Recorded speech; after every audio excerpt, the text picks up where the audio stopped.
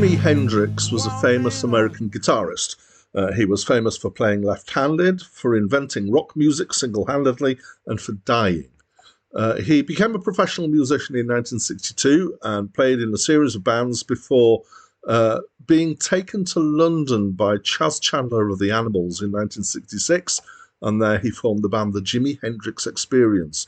He started having hits in the UK, and then when he played at the Monterey Pop Festival in the States in 1967, he started to become a huge star in America as well. He famously played at Woodstock and died in 1970 in London. For somebody who is so famous and regarded as having such an impact on rock music, it's quite surprising that he only released three studio albums. And they were all three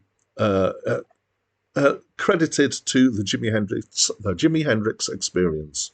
Otis Redding was a soul and R&B singer and songwriter. In 1958, he joined the Johnny Jenkins Band as a singer and driver. He had his first hit single of his own in 1962. His first studio album came out in 1964. He toured the US and Europe, but was mostly playing to black audiences in America until he appeared at the Monterey Pop Festival in 1967, at which point it is regarded that he crossed over into the white audience. He wrote and recorded his biggest hit, Sitting on the Dock of the Bay, later in 1967, but unfortunately, even later in 1967, in December, he died in a plane crash when the plane crashed into a lake. Sitting on the Dock of the Bay became a posthumous hit.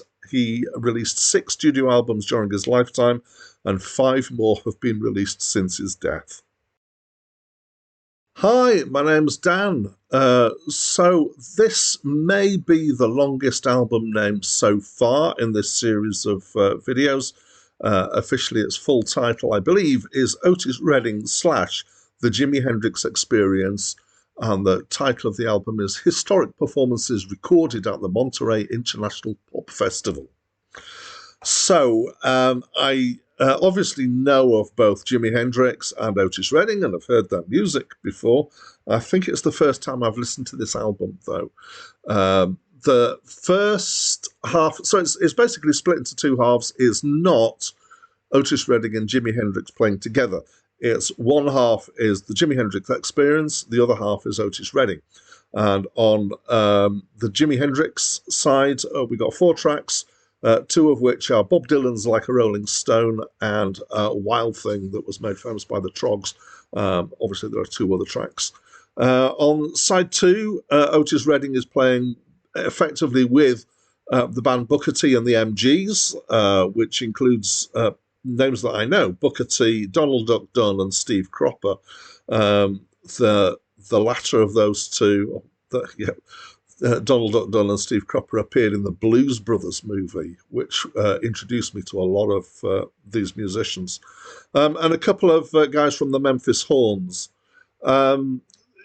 That side has got 5 tracks and includes Respect, which was a song that was written by Otis Redding but made famous by Aretha Franklin, the song Satisfaction by the Rolling Stones, and one of my favourite soul songs, Try a Little Tenderness. So they're both obviously live. At times it sounds like there's less of the audience being recorded, actually less on the Jimi Hendrix side. There's a bit more kind of live audience sound on the Otis Redding side. Jimi Hendrix's side stuff is kind of wild and noisy. So I know this performance made him a big hit in America. But for me, I would say it's not his finest performance. There is quite a bit, obviously guitar stuff in here. He's not the best singer. He is obviously iconic. But there's kind of big washy bits of just massive sound it's almost noise rock. We're into kind of that area, and it was probably at the time, 1967, was probably quite radical for a lot of people to hear this kind of unfettered rock noise. Otis's side is a lot tighter. It swings between frantic R&B and sultry soul. There's 3 fast songs, 2 slow songs. The singing's strong. The band is tight, which is kind of what I'd expect from the caliber of people who are here. It's very James Brown in feel in a lot of ways. He's got a strong voice.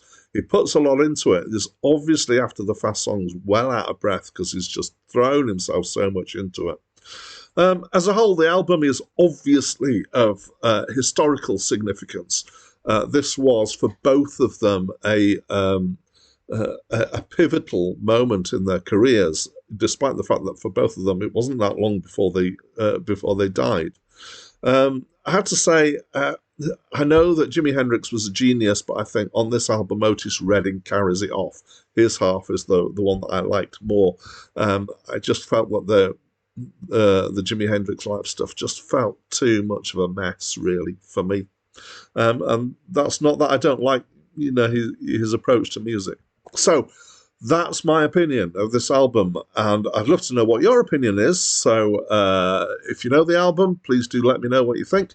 If you don't know the album, have a listen, and then please do let me know what you think. I'd love to hear from you. So that's it from me. That's it from me for now.